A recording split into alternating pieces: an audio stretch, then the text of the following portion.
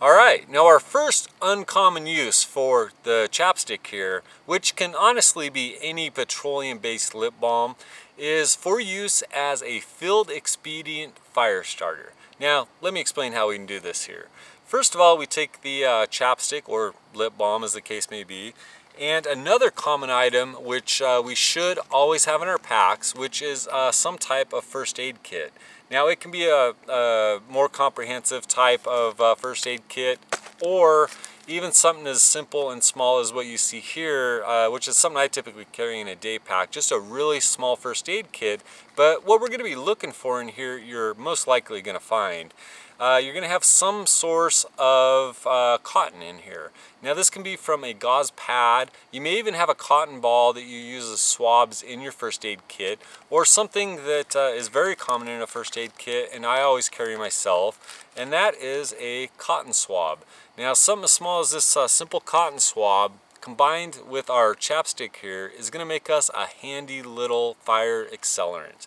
Now to get this to work, what we'll simply do is take off, try to rip apart the actual cotton from the stick that it's on, and generally it'll slide right off. Sometimes it may take a little bit more work to get it off. We'll get one of those ends taken off, go ahead and slide the other end off, and that came off a little bit easier, as you can see. And we'll go ahead and work those apart just a little bit. They are tightly packed and we want a good surface area to work with. So as you can see here, we've got a nice open surface area. Next we'll go ahead and take a fairly healthy dab of our lip balm and just proceed to work that into the cotton ball, as it were.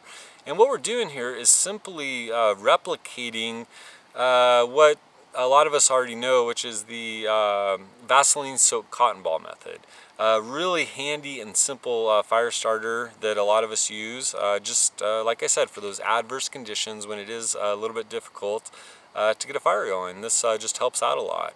So once we have our cotton ball fully saturated with the lip balm, now it's time to see if it actually works. We'll simply lay this on our fire pit, go ahead and strike some source of ignition to it, and there we have it. We have a nice base for our fire that's going to help dry out the wood and form a solid foundation to get a nice roaring fire going.